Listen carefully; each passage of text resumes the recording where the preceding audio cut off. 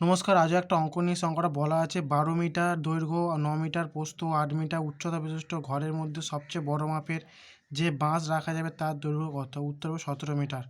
আমরা কী হবে এটা, এই অঙ্কটা করার আগে বলে রাখি, তোমরা আমার হোয়াটসঅ্যাপ ও টেলিগ্রাম চ্যানেল জয়েন করতে পারো, যার লিঙ্ক অঙ্কের ডিসক্রিপশানে দেওয়া আছে।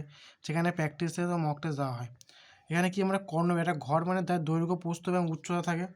তাহলে আমি এটা কী করবো, একটা এখানে কী হবে, কর্ণ মানে কোনাকুনি, এই ঘরের একটা কোণ, এটা একটা কোণ, দুটো কোণে সবচেয়ে বড় মাপের বাঁশ রাখা যাবে বা কোনো রড রাখা যাবে।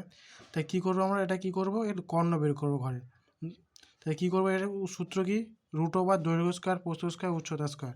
তো এখানে রুট ওভার দৈর্ঘ্য 12, 9, 8, 144, 81, 64, যোগ করলে কত হবে 289, 289, 289 কাজ করে 17 স্কোয়ার।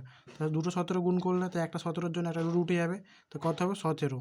তো কর্ণ দৈর্ঘ্য কত হলো 17, তাহলে কী হবে 17 মিটার লম্বা বাঁশ সব রাখা যাবে সবচেয়ে বড়। আশা করি সব বুঝতে পেরেছো।